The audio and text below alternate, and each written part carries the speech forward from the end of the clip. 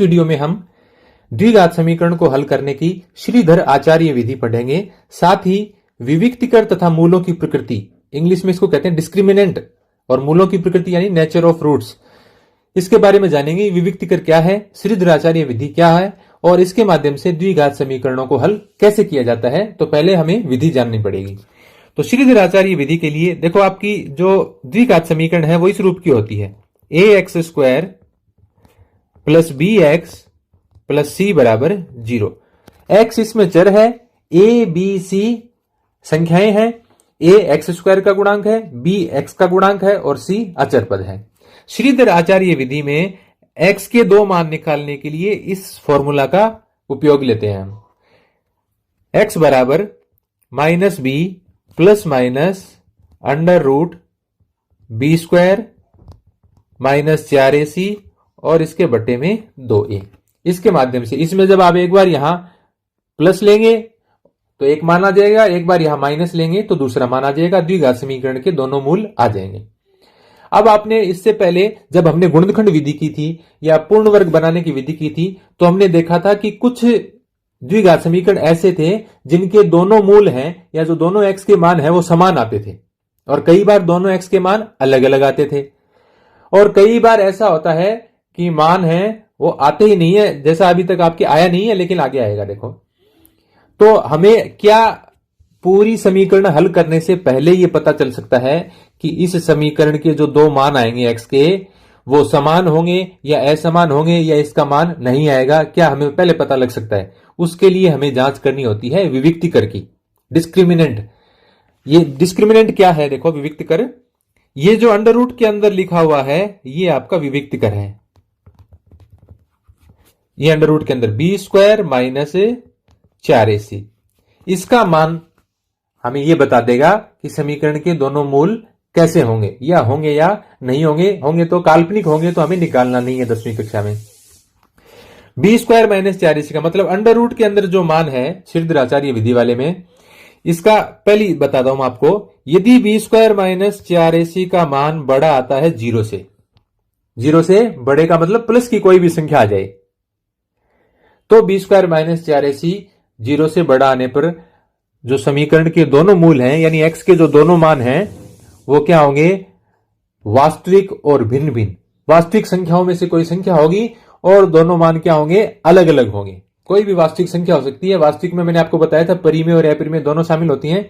तो इसके मूल क्या होंगे, मूल का मतलब है x के जो दो मान निकालते हैं वो मूल वास्तविक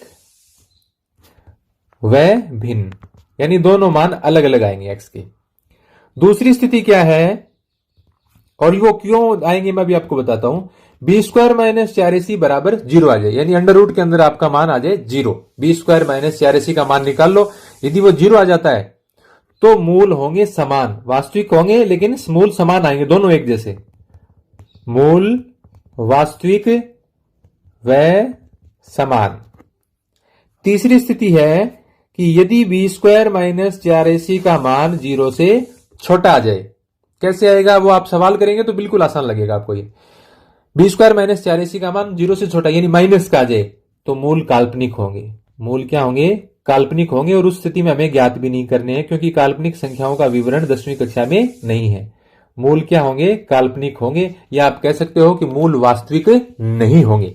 क्यों नहीं होंगे, क्योंकि b² माइनस 4ac क्या है, वर्गमूल के अंदर। यदि इसके अंदर माइनस की संख्या आ जाती है, माइनस, इसको सरल करने पर -15 आ जाएगा। क्या आपने अंडर रूट के अंदर अकेली संख्या है -15 -10, उसको कभी हल किया है? 10वीं कक्षा तक अब कभी भी हमने हल नहीं किया।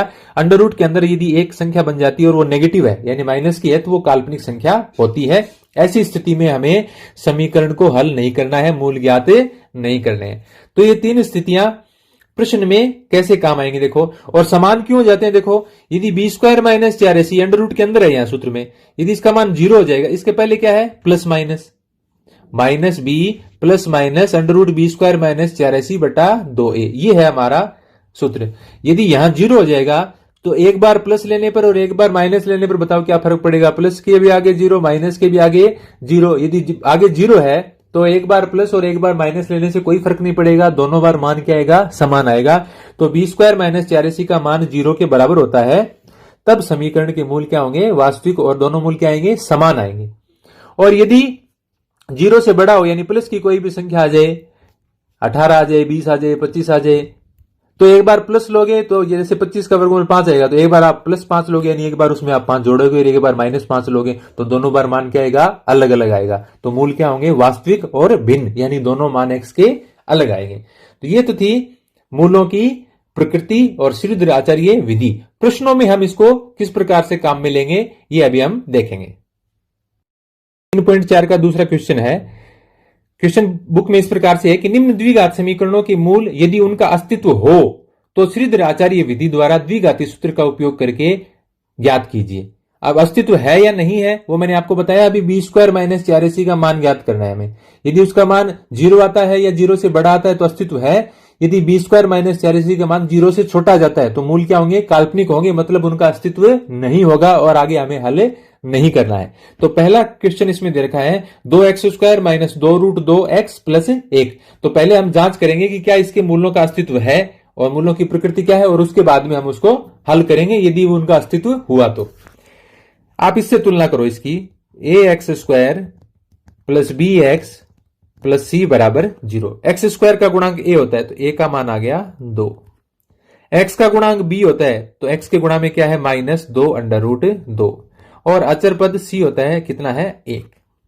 अब हम ज्ञात करेंगे विविक्तिकर का। विविक्तिकर को वैसे कैपिटल D लिखते हैं, कैपिटल D भी लिख सकते हो आप, विविक्तिकर या डिस्क्रिमिनेशन।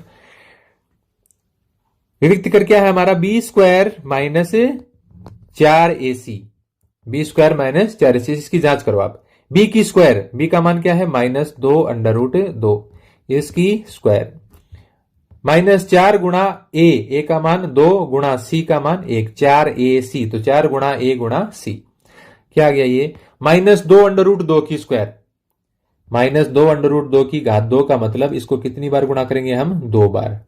माइनस को माइनस से गुणा करेंगे, प्लस, माइनस की स्क्वायर प्लस ही होती है, और 2 दूनी 4 गुणा √2 को √2 से गुणा किया, कितना आएगा, 2, 4 दूनी 8 आ जाएगा, कितना आ गया, 8, माइनस ये क्या आ गया, 4 दूनी 8 गुणा 1, 8 एकम 8, 8 माइनस 8 बराबर 0। b² माइनस 4ac बराबर 0 आ गया।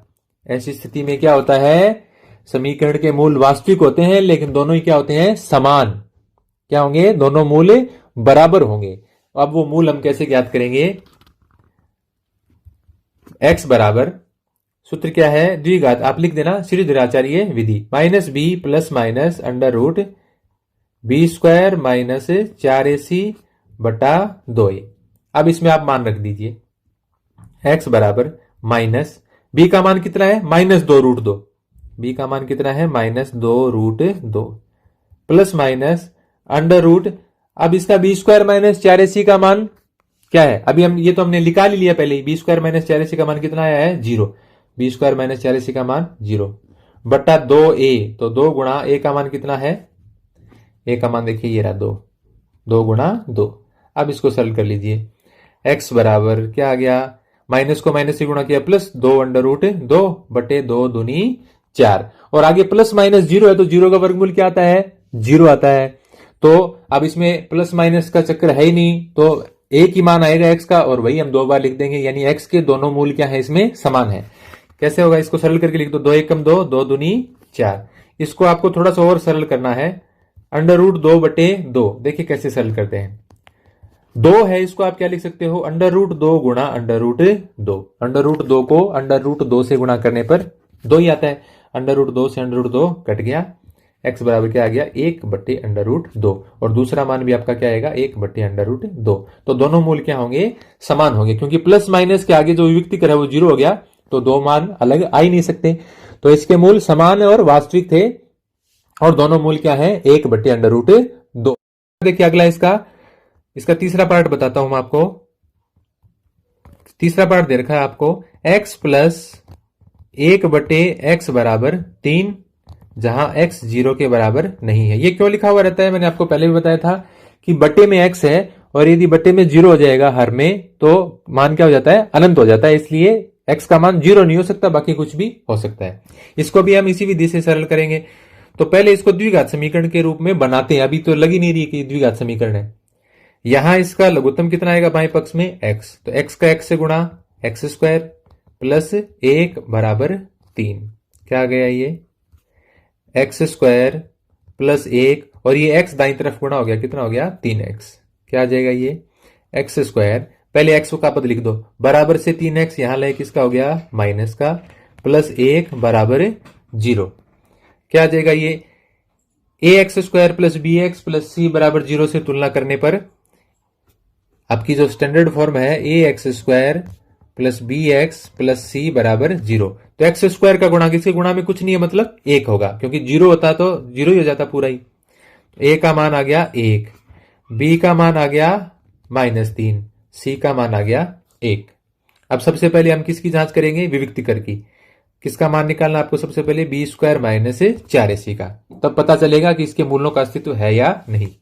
बी स्क्वायर -3 की स्क्वायर -4 गुणा ac, a का मान 1, c का मान भी 1, -3 की स्क्वायर कितना होगा +9, -3 को -3 से गुणा किया 9 आ गया, -4 एकम 4, 9 - 4 का मान कितना आ गया 5। तो बी स्क्वायर -4ac का मान 5 आ गया, यानी ये क्या है 0 से बड़ा हो।